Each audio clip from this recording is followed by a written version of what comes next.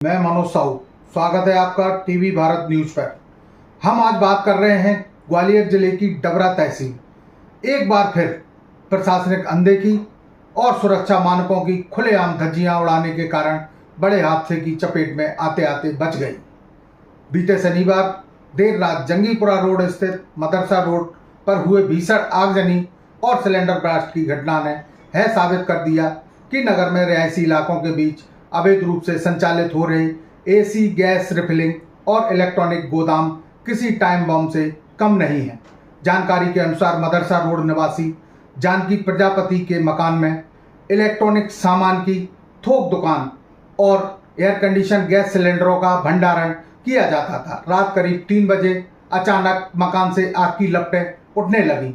बाहर गुजर रहे लोगों ने शटर पीटकर परिवार को जगाया, जिसके बाद परिवार को सदस्य छत के रास्ते जान बचाकर बाहर निकले। कुछ ही देर में दुकान में रखे AC gas cylinder, fridge, compressor, अन्य ज्वलनशील सामग्री धमाकों के साथ फटने लगी। धमाकों की आवाज पूरे क्षेत्र के दहल उठी और लोग घरों से निकलकर सड़कों पर आ गए। स्थिति इतनी भयावह हो गई कि पुलिस प्रशासन को लगभग 100 मीटर के दायरे के मकानों को खाली कराना पड़ा। डबरा सहित भितरवार, पिछोर, आंतरी, बिलौआ, टेकनपुर और ग्वालियर से दमकल की गाड़ियां बुलाना पड़ी। करीब 4 घंटे की मशक्कत के बाद आग पर काबू पाया जा सका।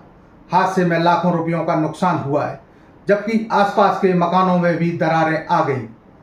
सबसे बड़ा सवाल यह है कि आखिर रिहायशी बस्तियों के बीच इतने बड़े स्तर पर गैस सिलेंडरों का भंडारण और रिफिलिंग का काम कैसे संचालित हो रहा था?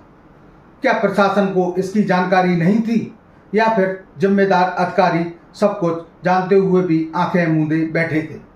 नगर में कई ऐसी दुकानें और गोदाम संचालित हैं जहां एसी गैस, रेफ्रिजरेशन गैस और अन्य ज्वलनशील पदार्थ मात्रा में रखे जाते हैं, लेकिन सुरक्षा मानकों का पालन कहीं दिखाई नहीं देता। ना फायर सेफ्टी व्यवस्था है, ना इमरजेंसी निकासी मार्ग और ना ही लाइसेंस संबंधी पारदर्शिता।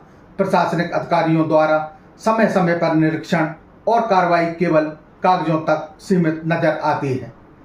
यदि शनिवार रात समय रहते परिवार बाहर नहीं निकल पाता तो यह हादसा डबरा का सबसे बड़ा अग्निकांड बन सकता था।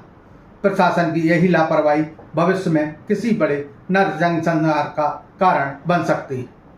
अब आवश्यकता केवल जांच की नहीं, बल्कि शहर के भीतर संचालित सभी gas refilling centre, AC service गोदाम और ज्वलनशील पदार्थों का भंडारण स्थलों की व्यापक जांच कर उन्हें रिहायशी क्षेत्रों से बाहर स्थानांतरित करने की है।